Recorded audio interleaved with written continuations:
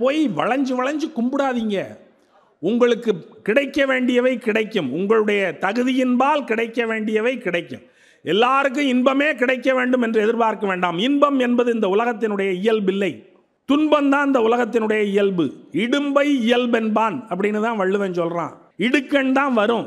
எல்லாருக்கும் இன்பமயமாகவே எல்லாம் நடக்க வேண்டும் என்பது ஒரு விஷஃபுல் திங்கிங்காக வேணா இருக்கலாமே ஒழிய, அப்படி இன்பமயமாகவே எல்லாம் நடக்காது. துன்பமயமாகத்தான் நடக்கும். இந்த துன்பத்தினால் வருகிற முரண்களை எப்படி சரி செய்து கொள்வது என்கிற தீர்வுகளை நோக்கி நீங்கள் அதிகபட்சமாக நகரலாமே தவிர, வெறும் இன்பமாகவே எனக்கு கிடைக்க வேண்டும் என்றெல்லாம் வேண்டுதல் செய்து இன்பங்களை பெற முடியாது. ஆகையினால ஆசைப்படாதீர்கள், குலைந்து குலைந்து கும்பிடாதீர்கள், சுயமரியாதையோடு இருங்கள். நீங்கள் யாரை வளைந்து வணங்குகிறீர்களோ அவன் ஏற்கனவே வேறொருவனை வளைந்து வணங்கி கொண்டிருக்கிறவன். உங்களுக்கு கிடைத்த வாழ்வை வாழுங்கள். அவன் சொல்றான், இழவு விழுந்தால் ஒப்பாரி வையுங்கள், காய்ச்சல் வந்தால் ஓய்விடுங்கள், அவமானம் வந்தால் தலை குனியுங்கள். அப்படித்தான் நடக்கும் வாழ்க்கை. அவமானம் வந்தால் தலை குனியுங்கள் அந்த நேரம், இழவு விழுந்தால் ஒப்பாரி வையுங்கள் அந்த நேரம், காய்ச்சல் வந்தால் ஓய்வெடுங்கள் அந்த நேரம். அதனை அடுத்தூறுவது அகுதொப்பதில் அதே மாதிரி நடக்காது.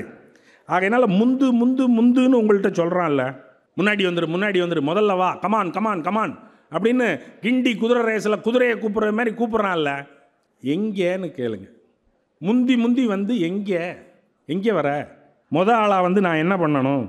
என் போக்கில் நான் போகிறேன், என் சௌரியப்படி போகிறேன். நீ ஏன் பதற? எனக்குரிய இடம் ஏதோ ஒன்று இருக்குது, அந்த இடத்துக்கு நான் போயிடுவேன்.